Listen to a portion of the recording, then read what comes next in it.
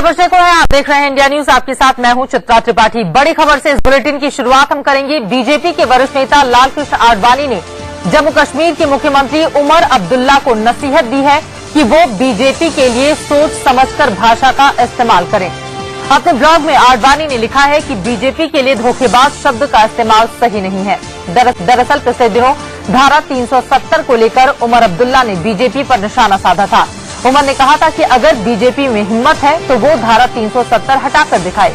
उमर ने ये भी कहा था कि जनता बीजेपी के झांसे में नहीं आने वाली। आपको बता दें कि धारा 370 के तहत जम्मू कश्मीर को विशेष राज्य का दर्जा मिला हुआ है और ये एक बड़े मुद्दे के रूप में बीजेपी के एजेंडे में शामिल रहा है। चाहे राम मंदिर की बात करें, हम धारा 370 की बात करें, हिंदुत्व, ये तमाम मुद्दे बीजेपी के एजेंडे में शामिल रहे हैं। लेकिन अब लालकृष्ण आडवाणी ने सीधे सीधे नसीहत दे दी है जम्मू कश्मीर के मुख्यमंत्री उमर अब्दुल्ला को और कहा है कि बीजेपी के लिए धोखेबाज शब्द का इस्तेमाल न किया जाए।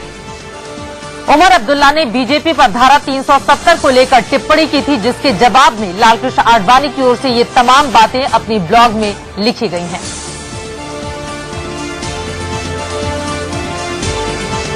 उमर अब्दुल्ला ने बीजेपी पर सीधे सीधे निशाना साधा था और धारा 370 को लेकर टिप्पणी की थी। धारा 370 के तहत जम्मू कश्मीर को विशेष राज्य का दर्जा मिला हुआ है और उसी के तहत ये पूरा का पूरा मामला सामने आया है। बहरहाल अब लालकृष्ण आडवाणी ने बकायदा उमर अब्दुल्ला को नसीहत दी है कि सोच समझकर अपनी भाषा का इस्तेमाल करें उमर अब्दुल्ला, क्योंकि उनकी ओर से जिस धोखेबाज शब्द का इस्तेमाल किया गया है वो सही नहीं है।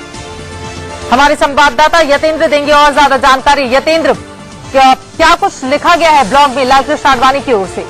जब उमर अब्दुल्ला की तरफ से एक बयान आया था, उसका पलटवार आडवाणी ने ब्लॉग लिखकर दिया है कि जिस तरह की भाषा, चीटिंग शब्द का जो यूज किया गया वो सही नहीं है। हालांकि उनको अपनी बात कहने का पूरा हक है, लेकिन जो धारा 370 की बात है तो उन्होंने कहा जब 1951 में ये बात आई थी धारा 370 की, तो तमाम उस समय तो जनसंघ की स्थापना भी नहीं थी, जनसंघ अस्तित्व में भी सही तरह से नहीं आया था। जो कांग्रेस के सांसद थे उसमें एक दो को छोड़ दिया जाए तो बाकी सबने विरोध किया था। और जहां तक एजेंडे की बात है तो बीजेपी और जनसंघ के समय से ये एजेंडा हमारे धारा 370 हमारे एजेंडे में रही हो, ना इतना और ना घटाए, ये हमेशा एजेंडे में है हमारे। जी चलिए यतेंद्र, बने रहिए हमारे साथ। अपने ब्लॉग में क्या कुछ लिखा गया है बीजेपी के वरिष्ठ नेता लालकृष्ण आडवाणी की ओर से वो दिखाते हैं। उन्होंने कहा है कि उमर अब्दुल्ला को जम्मू कश्मीर को लेकर बीजेपी के रुख से असहमत होने का अधिकार है, लेकिन मैं उन्हें सलाह देना चाहता हूं कि वो आक्रामक भाषा और धोखेबाज और विश्वासघात करने जैसे शब्दों का इस्तेमाल ना करें।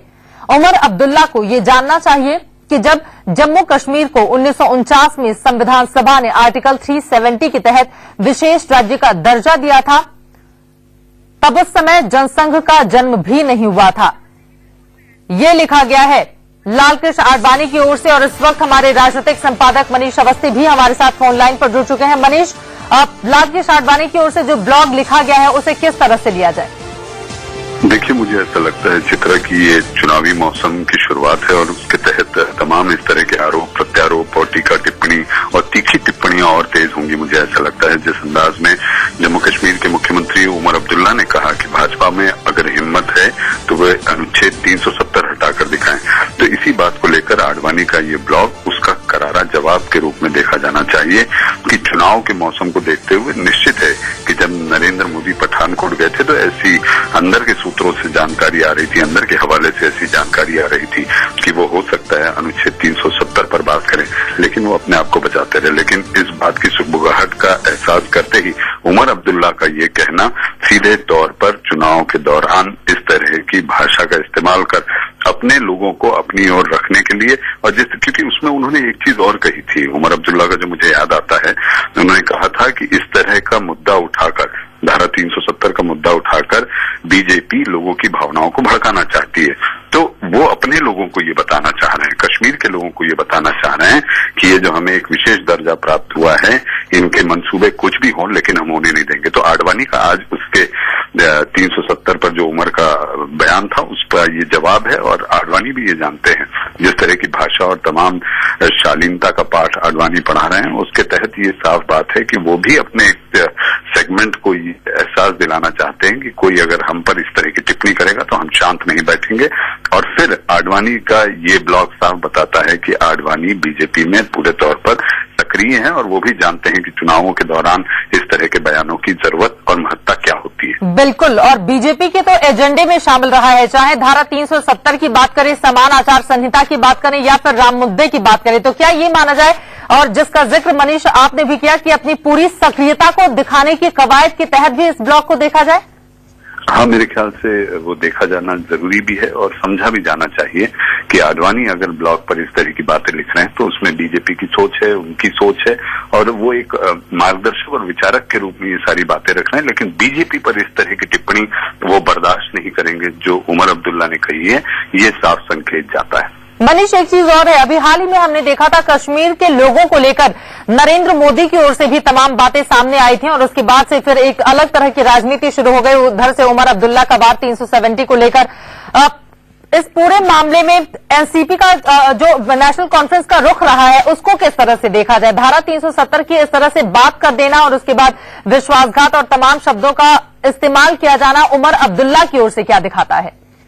देखिए, मुझे ऐसा लगता है कि उमर अब्दुल्ला की तरफ से ये एक पहल है कि इस तरह से बीजेपी पर हमला कर कांग्रेस और नेशनल कॉन्फ्रेंस मिलकर जम्मू कश्मीर और नई दिल्ली के संबंधों को मजबूत बनाएगा, जो मुझे समझ आता है, और उसके तहत अनुच्छेद 370 की बुनियाद को भी मजबूत करेगा, जिस तरीके से उन्होंने जिस सोच के साथ ये बयान दिया है। तो मुझे ऐसा लगता है कि ये सारी बातों को हमें आने वाले आगामी आम चुनाव से जोड़कर देखना चाहिए कि इसकी शुरुआत हो चुकी है नरेंद्र मोदी पठानकोट से, जो कि आपका जम्मू कश्मीर की सीमा और पंजाब के बीच के लगभग 60 से 65 किलोमीटर की दूरी है, जहां पर वो भाषण देते हैं, वहां से ये शुरुआत होती है। तो ये साफ बताता है कि चुनाव की आहट हो चुकी है।